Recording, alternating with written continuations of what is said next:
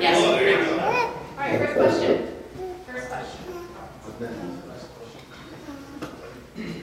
Hello everybody, thank you so much. I enjoyed most of the day I was able to be here. And I'm still looking for the purpose of Muslimish organization. Is it about creating a rebellion against Islam and the practicing Muslims, or is it about inspiring current Muslims to stay within and bring some reform, or leave Islam to bring reform in Islam, or bring modernism in there? So I'm still not sure. Is it about, is your philosophy to inspire other people to leave Islam and bring some reforms, or stay within and bring some changes?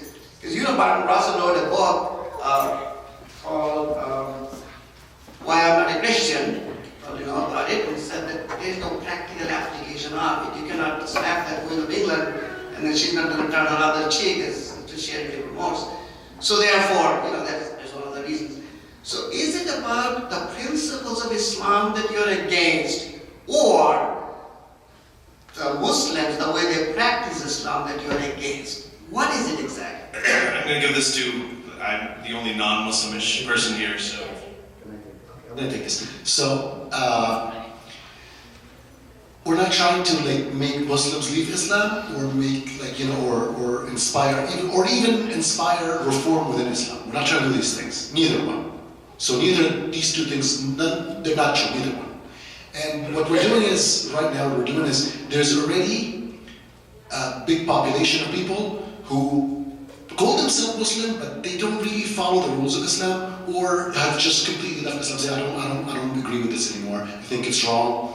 And we're just trying to create discussion within this group in order to form some sort of unit that can present a different point of view than this really rigid, almost, I don't want to use a better word, but it's just a very old thinking of this is what Islam is, and if you get out of that box, you're not Muslim anymore. And we're trying to change that. We're trying to say, well, I have my Islam, you have your Islam, but it's not always the Islam that is in the book. It's not always the Islam that's in Quran. And there's no place for people to talk about that. There's a lot of Muslims, I think, in my opinion, most Muslims don't agree with the Quran. They don't really think what's in this book is correct. But they don't say that to themselves or to others. So I'm not concerned about that. I'm concerned about the person who's already well, I think there's something wrong here. But they can't talk about it. They can't go to the mosque and talk about it. They can't talk about it with their family. There's no place where this is, and in some countries it's the discussion that the whole conversation is punishable by law. So we, because we're in America and we're immigrants, we come from that, well, maybe not you, but I'm an immigrant. And where I come from, I can't talk about this. So I came here and said, wait a second, I'm an American now. I can talk about this if I want. And I took advantage of that. I'm using my newfound freedom of speech that I didn't have. So I'm using that. I found a new toy and I'm playing with it. And I like it. The only thing I have to add to that is, I'm not sure it matters whether someone leaves or reforms. I agree with Ibrahim wholeheartedly. It's not our goal we don't have an agenda as far as making someone stay in, get out. It's the whole in-group versus out-group again conversation. So I think we're trying to instead just offer a space for people to be whoever they are, and maybe we're normalizing the notion of questioning. Maybe we're creating more compassion. And there's one more thing I want to say. It's I think we're also, because, what your question, who's a Muslim? Well, there's a couple of cases where I'm Muslim, Muslims. If Donald Trump starts arresting Muslims and putting them in concentration camps, I'm Muslim. That's a pretty high. If you're gonna actually start arresting people based on their belief or their identity, count me in. But So, and I think it's important to because within the Muslim community, secular voices are not shown. They're suppressed. They are constantly marginalized, and we need to give a space where these voices can appear and can flourish and can experiment with ideas and can exchange ideas with others, because that's how you grow. Growth doesn't come from everybody sitting in a room agreeing with each other.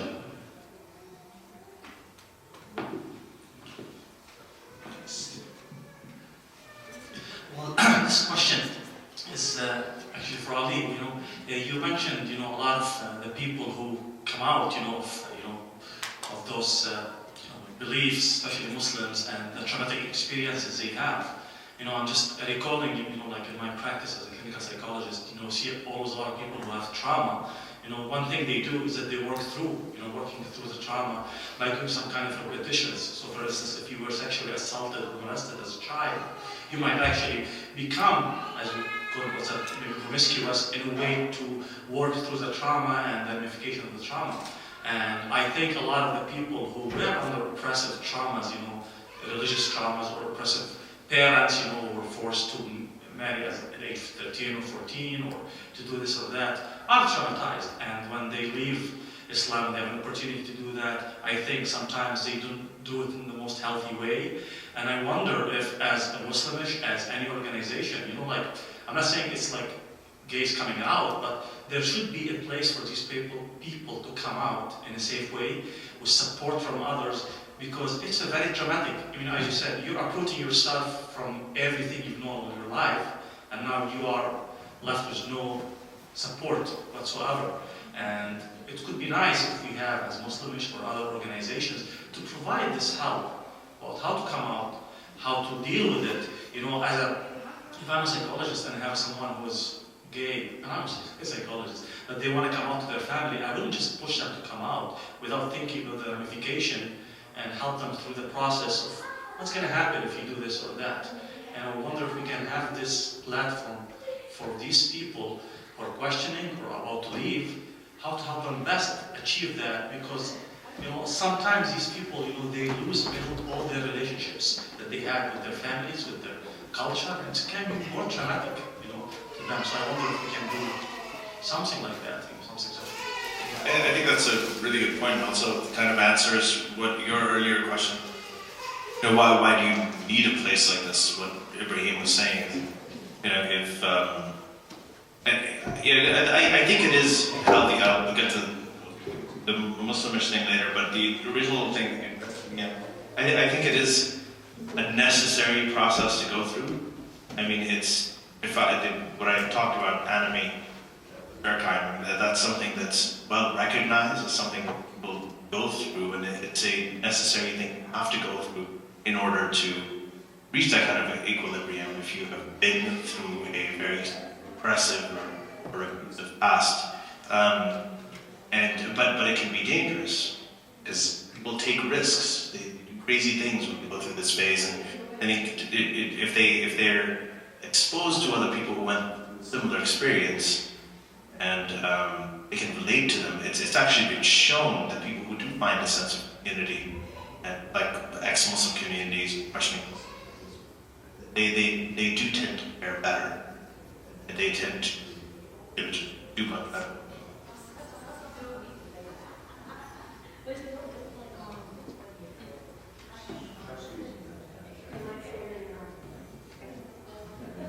Better? Well, your question makes me think of an organization in New York that we know well. It's called Footsteps, and they offer the help of social workers, and there's a lot of support. And I don't know to what degree I can disclose all of it, but I think we would definitely aspire to being a presence. There's physical support, safety support, and there's psychological support that could be offered. And of course, I think that's a very good point you bring up.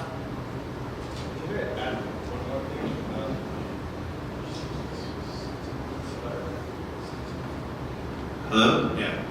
And then one more thing is the workshop that my wife Lishma did was she wants to focus more on community engagement. So it's not just even a matter of support for people who are going through trauma, but just, you know, people who have kids, you know, their kids can get together in camps, you know, like you have the Boy Scouts and the Girl Scouts, you can have concerts together, same-sex couples from within the Muslim community are looking to get married, you know, with some of the traditional elements of their faith.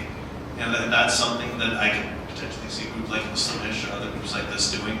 You know, so these are all avenues just in terms of community engagement and reaching out, just funerals, marriages, all of that. Just getting together, not necessarily everything doesn't have to be a debate. You can just get together and do things together so you know that you're part of something and you're not on your own.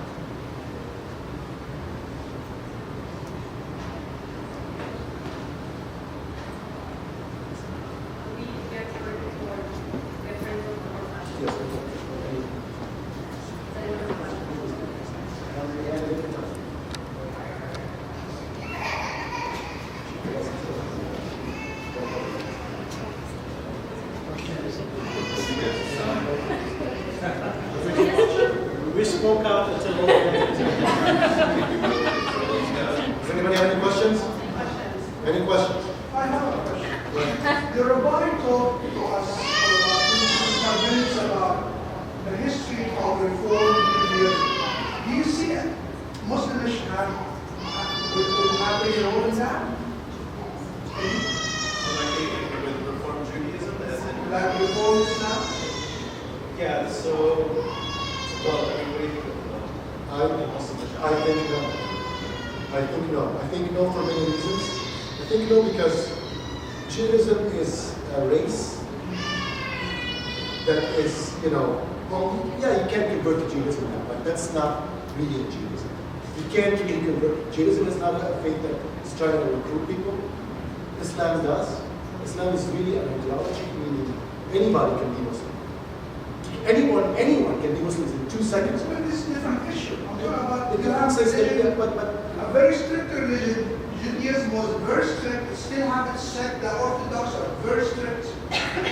The Muslims too have the very strict and the liberal ones still, but they're totally not organized like the Jewish. so I was going to say I could be wrong, but I think that because Islam is a faith that you can join and leave, versus Judaism is just a faith you're born into, and like and the idea of being atheist Jew is I think not something new. I mean, like even like with the Russian Revolution, the way it was like, look, it's the Jews, or it's so like it's the idea that you can be Jewish and be secular, you can be Jewish and be atheist, and the community is not going to try to kill you. We have a specific problem that is like in 7 countries, the law of the land says that if you leave the faith, you should be executed. 7 countries. And a lot more countries have laws punishing, criticizing Islam, leaving Islam by imprisonment or physical punishment, or like, so we actually, we have a problem that's caused by laws. And that doesn't exist with, like, you know, with Jewish or Christian faith.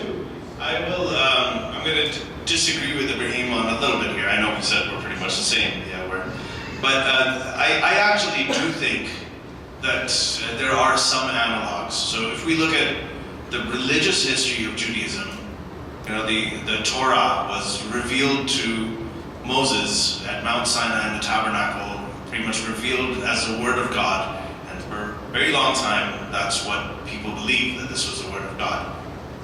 Pretty much the Old Testament.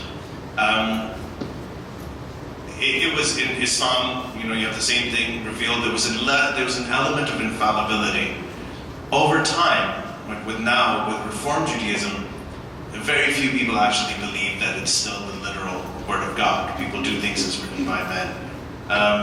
That's a transition, I think, that could be something that we could see in Islam in the future.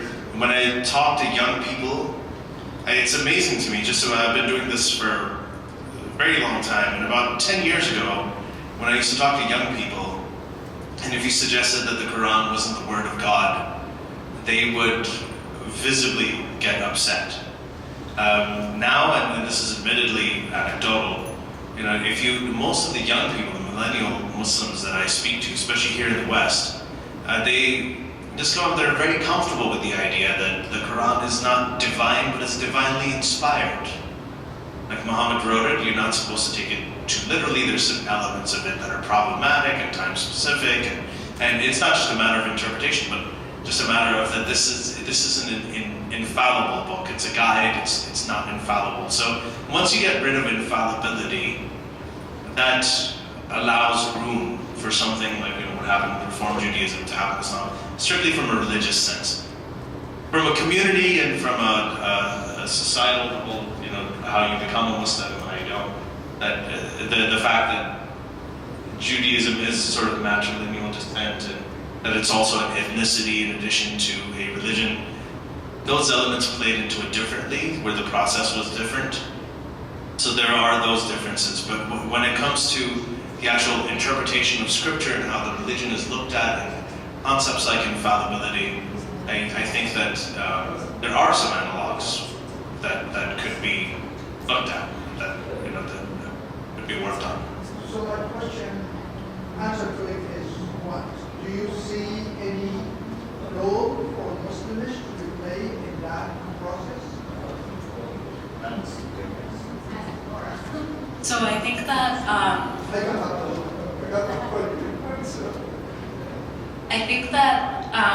there may be an indirect role. That's the first thing that's coming to my mind. I think that a big obstacle to reforming Islam in the United States is that in order to reform something, you have to feel motivated to reform it, which means that you must see something in it that needs reform, and something that is not good in it. And right now, any critique of Islam is being conflated with Islamophobia, bigotry. So those defenses have to be down first, I think, in the United States. And then abroad, there's large obstacles towards reforming Islam, where it's just critique of Islam is just not allowed. So I think an indirect way that Muslimish does encourage could become an indirect supporter of that is by normalizing, like I mentioned before, allowing a space for questioning. Because when you're allowed to question and you have people you can speak to about it, it's possible that you might start to acknowledge that there are problematic verses in the Quran, there are problematic parts of Islamic history, and maybe that will offer a platform for people to say, hey, you know what, this is something I no longer subscribe to in this form, and I will subscribe to it in a different way, perhaps. I think there's already a forum called irrelevantists. They're not theists, they're not atheists, they're not agnostics, but they're irrelevantists. That means religion is irrelevant. I care about humanism, I care about feminism, I care about postmodernism, I care about just and fair society, all of this good stuff. Bill Maher calls it atheists, people who are apathetic. Yeah, so I'm going to say, hey, you can put all of you in that group of irrelevantists, and we have a philosophy of morality which is called humanism. Wouldn't that be a great thing that you can put Muslimish, Christianish, Jewish, Hinduish, and everybody in there? I still think that's a little bit of a definition, and I think it's a little misleading because it's not completely irrelevant. So I have the reason, like astrology, you see horoscopes in the everyday. They're obviously there's no scientific basis to astrology. It's not true. But we're not having a conference about astrology. This is not something that we're reading against every day. The reason we're talking about this specific topic is because one of my close friends, Raif Badawi, is in jail for insulting Islam in Saudi Arabia. He's blocked. Another one of my friends, Avijit Roy, was 2.5 years ago, he was killed. He was hacked to death in the streets of Dhaka. These are things that are actually quite close to home.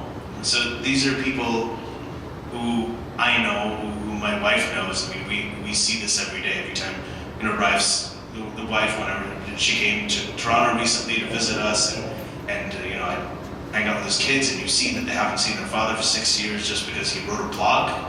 He did the exact same thing that I do here every day, except he's there and he hasn't seen his kid for 6 years. Meanwhile, my kid has been screaming all day at this conference. So, you know, that's a privilege for me, and that's actually exactly what doesn't make it irrelevant. It makes it very, very relevant. So, I think it's rather than defining it, I think we should really just talk about the environment that we're creating and the space that we're creating. I'll just add that I don't think we have the luxury to be apathetic towards religion.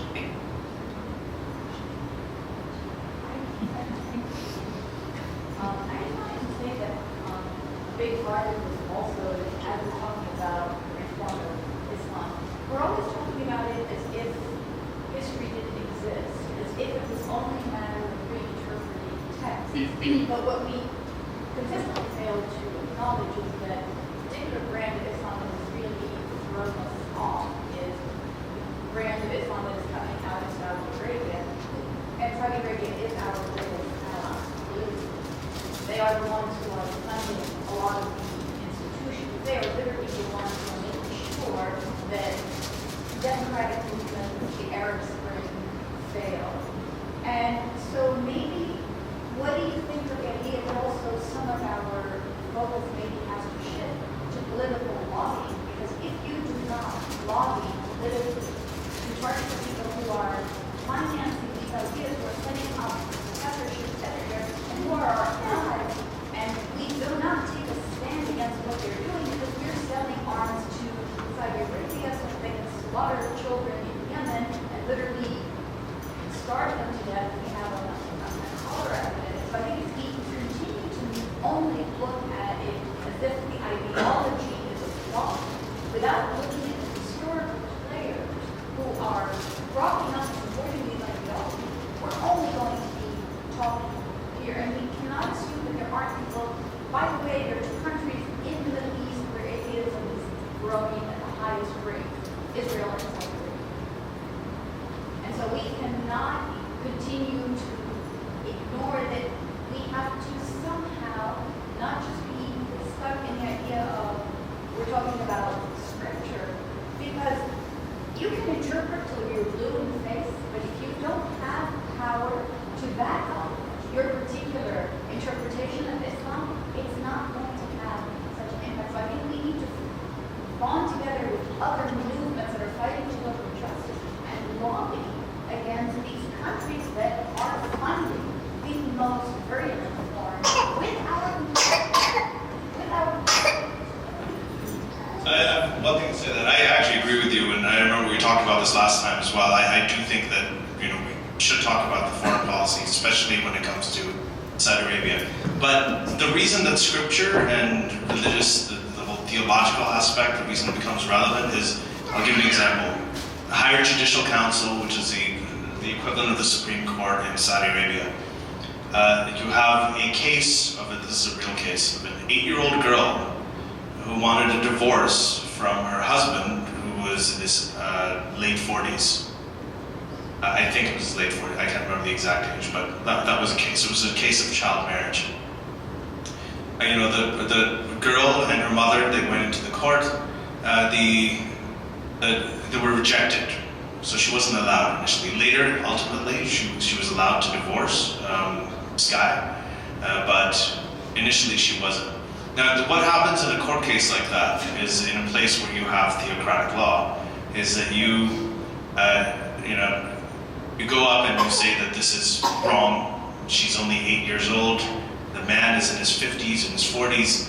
This is perverted. It's disgusting. You know, this should not be allowed. It's unconscionable. The other side says, well, we have documented, we have over 36 hadith that talk about Muhammad's marriage to Aisha, or the consummation. He was 53, she was 9. You know, we have a verse in the Quran, Surah 65, verse 4, that talks about how to divorce girls who haven't menstruated yet so underage girls having the process of divorcing, that this is something that is sanctioned, or at least is not opposed, even if you interpret it extremely, extremely liberally. Now, when you say that, what is the other guy going to say? Either he's going to say something like, well, that was at that time and, we shouldn't apply it now. Well, why? What is the reason for that? It's not a very strong argument. If it's a timeless prophet who's an example to emulate for all time. Or the lawyer could say, well, that was wrong. Muhammad was wrong. And we all know what the consequences of that would be.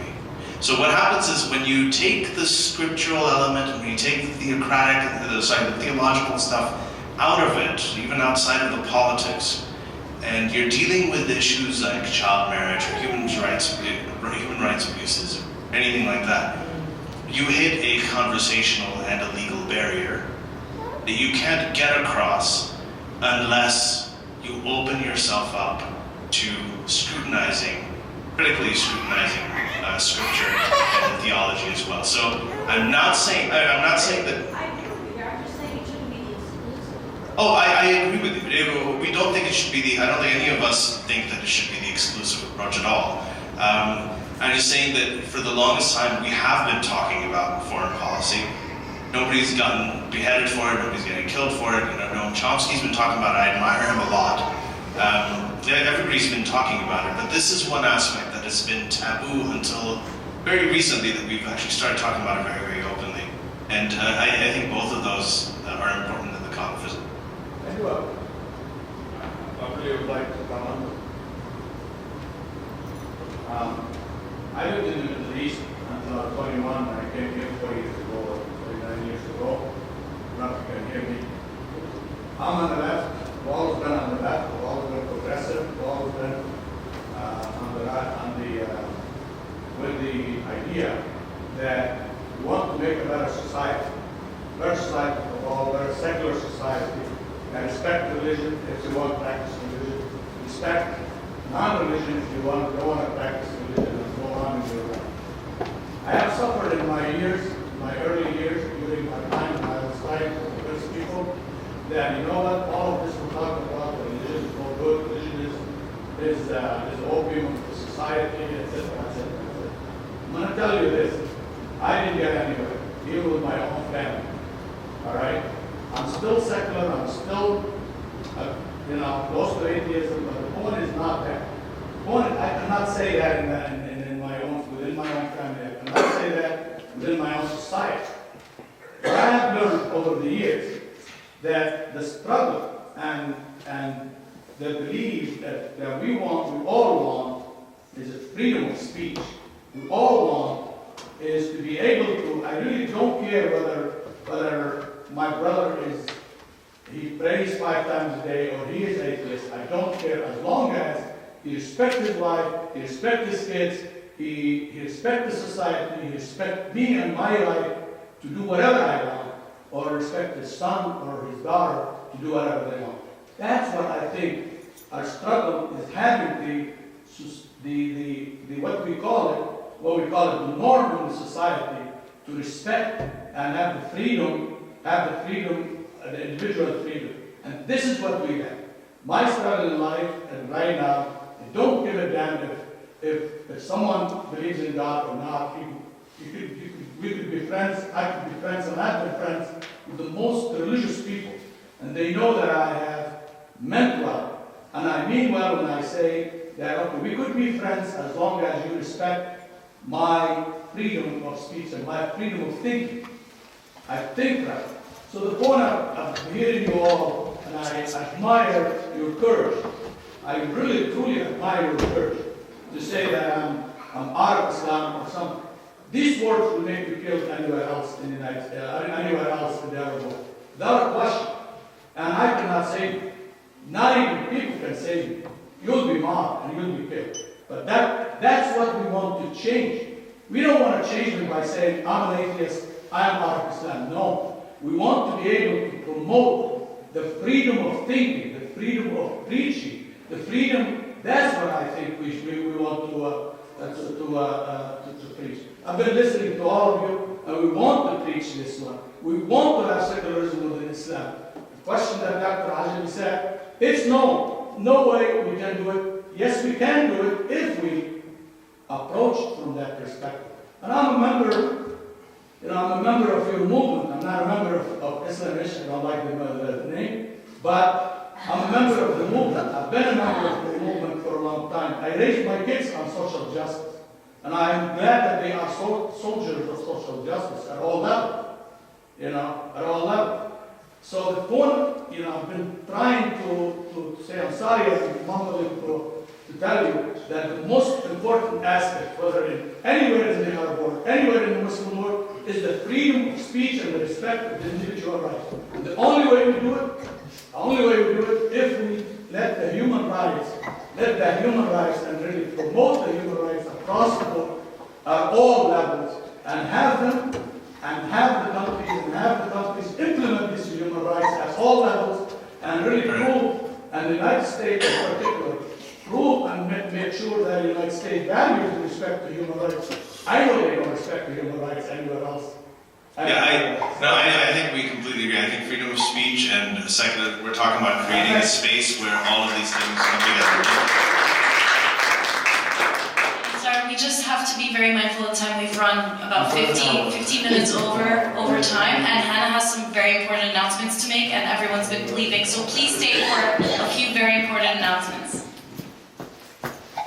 Okay, thank you. All right, we welcome you to subscribe to our newsletter on our website, muslimish.org. We are also excited to announce that we are releasing our own podcast called Muslimish Freethinkers, so look out for that.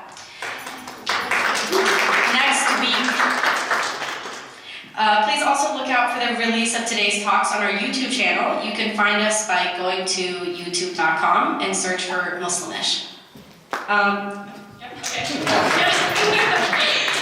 Muslimish is a non-profit 501c3. All of our events are made possible through generous donors, such as yourselves. We have no staff, and all of our organizers are volunteers.